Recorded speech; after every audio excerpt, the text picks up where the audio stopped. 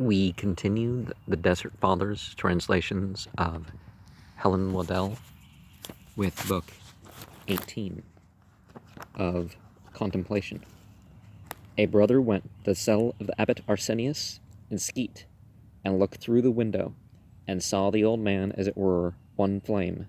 Now but the brother was worthy to look upon such things, and after he had knocked, the old man came out, and saw the brother as one amazed, and he said to him, Hast thou been knocking here for long?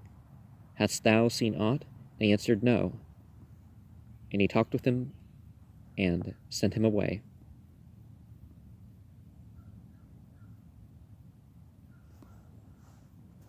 One thing about getting in meditative states is that time can, physical time is physical time, but the sense of it can expand or contract.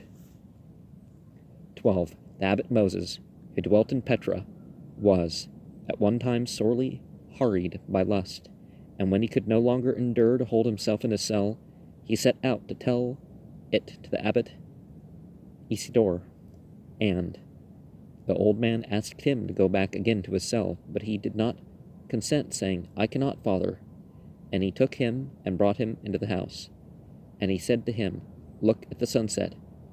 And he looked, and saw a multitude of demons, and they were in commotion, and rousing themselves to battle. And again the abbot Isidore said, Look to the east. And he looked, and saw an innumerable multitude of angels in glory. Whereupon the abbot Isidore said, Behold, these are they that are sent to aid. Those that are climbing up in the west are they that fight against us, and they that are with us are more than they that be against us. And the abbot Moses thanked God and took courage and returned to his cell.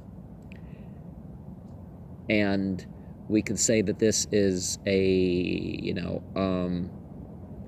perhaps actually an awareness of the demons that come out at sunset, or, around the time of the sunset, right? Or the devil of the sunset and all that. Here the translation by John the Subdeacon begins in the Vita Patrum. It appears as a separate book. 11. At one time, Zachary went to his abbot Silvanus, and found him in ecstasy, and his hands were stretched out to heaven. And when he saw him thus, he closed the door and went away. And coming back about the 6th hour and the 9th, he found him even so. But toward the 10th hour he knocked, and coming in found him lying quiet, and said to him, What ailed thee today, father?